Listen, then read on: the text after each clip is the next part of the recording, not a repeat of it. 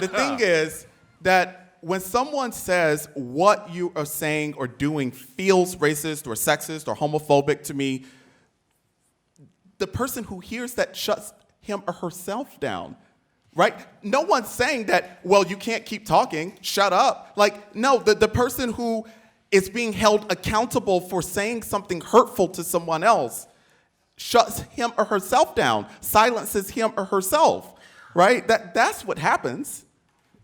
Could I just have one quick thing on this? Yes, they're going to get two in a row, but go for it. I think the debate, I think it's now clear what the debate is about is not free speech. It's about racism and anti-racism. And free speech really doesn't have anything to do with it. All right, let's go. Let's let the other side respond. Wendy Kaminer. We're focusing on racism tonight partly because so many of the recent protests have been anti-racist protests. And I don't think any of us would disagree with you, Sean, about the really bad climate on some campus and about the kind of bias that some students experience. I don't think any of us are saying that's not real. I don't think any of us are saying that's something that shouldn't be protested.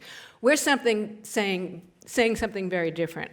We're saying when you effectively protest that by saying that whatever we consider biased speech should be outlawed, then you're posing a threat to free speech. But I also want to point out that when we talk about speech being restricted on campus, we're not just talking about speech that's involved in these battles about racism. We're talking about students and faculty being punished for criticizing the administration.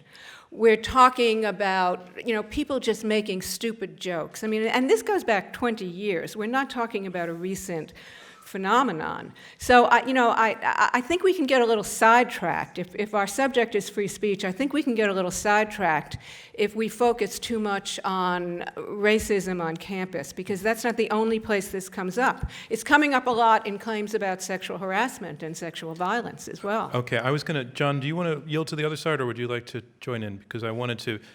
John, actually, I think to be constructive, I just want to throw something in here, because I don't want to be misinterpreted, and I don't want Wendy to be misinterpreted. I think it's time for a brief anecdote. It is fall 1984. I'm at Rutgers University. I walk into an intermediate German class. First thing that the teacher says is, "I think you've got the wrong class." Now, there could only have been one reason. It was quite clear that woman hated me for the whole semester. Now, this was straight up racism. Now, to be honest, I didn't walk around crying. I didn't remember it for a very long time. I kind of enjoyed how backwards she was, and now she's dead, and I'm sitting here. That's a whole other thing. How do you respond to these things? But more to the point, if that happened to my daughter today, I would hope she would complain. So I'm not saying that these sorts of things are not to be talked about, and where something really nasty happens, it is not to be shouted to the heavens. Sean Harper. Wendy, it could be that maybe we're talking to completely different students and hearing completely different things. Because quite honestly, when we have students in our studies who are talking with us about the realities of race on their campuses. By the way, our studies also include white undergraduates. We want to hear white students talk about the racial climate as well. But when we hear students of color unpack these painful stories and these microaggressions and stereotypes and other things that have happened to them, we ask them, what is it that you want the institution to do? Never once, not once, have I heard them say anything about a speech code. They want the curriculum to reflect their humanity.